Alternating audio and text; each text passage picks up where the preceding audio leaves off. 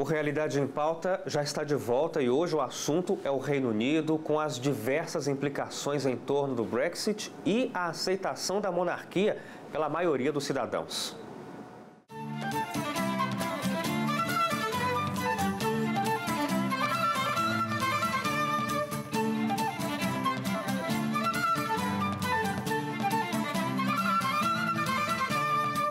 O Reino Unido recebe milhões de turistas todos os anos.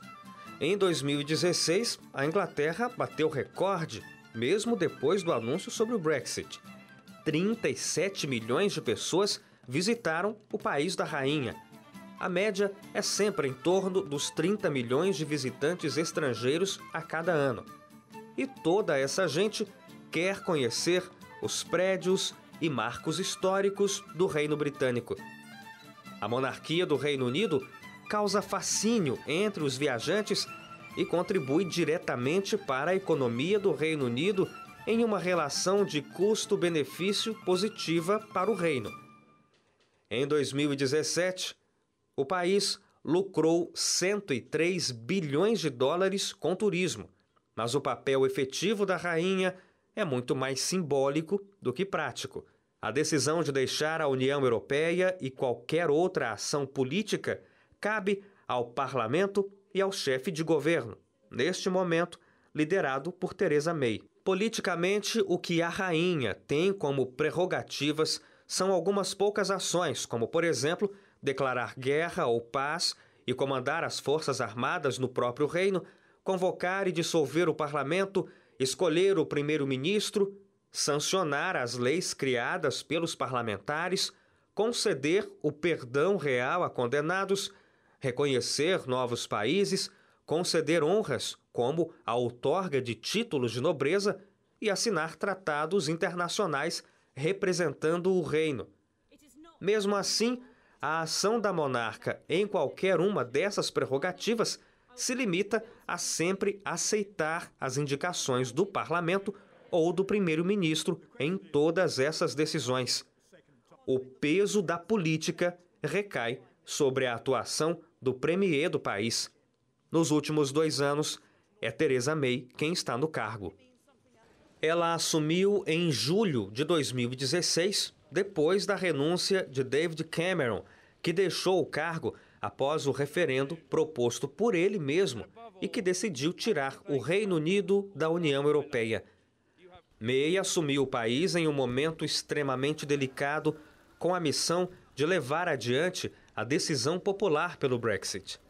Cabe a ela tentar um acordo o mais benéfico possível para o Reino Unido nas negociações com o Parlamento Europeu. A ruptura definitiva entre Reino Unido e União Europeia deve ocorrer em 2019. A data prevista é 29 de março. Desde o início do processo, Londres tenta negociar com a União um acordo que seja bom para o Reino Unido. Em dezembro de 2017, as duas partes chegaram a um pacto preliminar, com 3 aspectos principais: o projeto de lei do Brexit, os direitos dos cidadãos europeus que vivem no Reino Unido e questões sobre a fronteira entre a Irlanda do Norte, que pertence ao Reino Unido, e a vizinha Irlanda. Em quase 2 anos desde o referendo, a grande certeza do Brexit é a de uma profunda transformação na vida do Reino Unido. A propaganda em favor da saída prometia que, sem as amarras de uma legislação supranacional, o Reino Unido estaria livre para negociar e teria melhores chances de buscar acordos comerciais, o que garantiria crescimento econômico. Mas Bruxelas, que cedia o Parlamento Europeu, sempre deixou claro que um acordo não seria fácil. A União Europeia precisa garantir que a ruptura cause traumas fortes o suficiente para mostrar a outros Estados-membros que a União garante mais benefícios do que políticas isolacionistas de países individualizados. Theresa May e o Parlamento Britânico têm observado isso desde o início das conversas. E agora, o cidadão britânico também já percebe que a luta pelo Brexit pode ter sido uma iniciativa mais emotiva do que racional.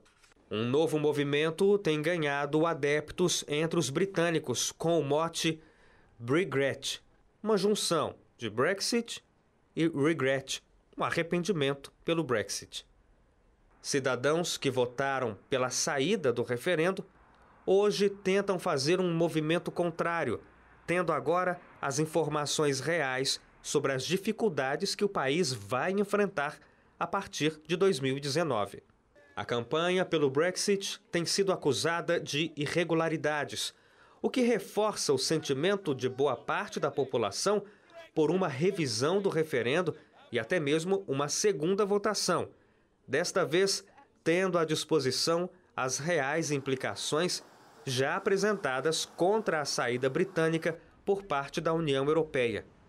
Christopher Wylie, ex-funcionário da consultoria britânica Cambridge Analytica, acusa a empresa de ter um papel crucial na votação a favor do Brexit. O delator foi ouvido em março pelo parlamento em Londres e disse que a Cambridge, por meio de uso indevido de dados, direcionou propaganda a favor do Brexit para pelo menos 7 milhões de eleitores durante a campanha.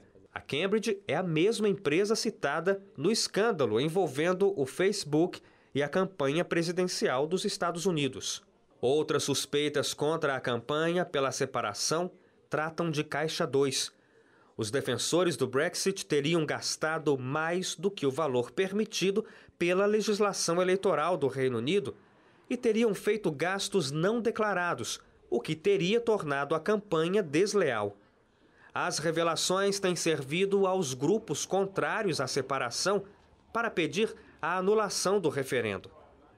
Mas o governo britânico diz que é preciso que uma séria investigação seja conduzida antes de qualquer ação efetiva em relação ao caso.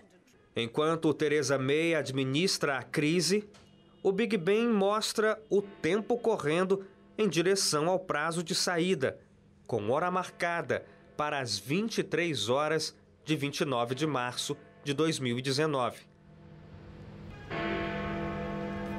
E apesar das incertezas que o Brexit ainda representa, Elizabeth II continua sendo a distração ideal para os problemas, na visão dos críticos da realeza, e, ao mesmo tempo, a imagem da estabilidade necessária pela ótica dos amantes da monarquia. Em um reino não tão distante, o Felizes para Sempre, por ora, dá lugar ao suspense de uma história cujo final ainda está sendo escrito.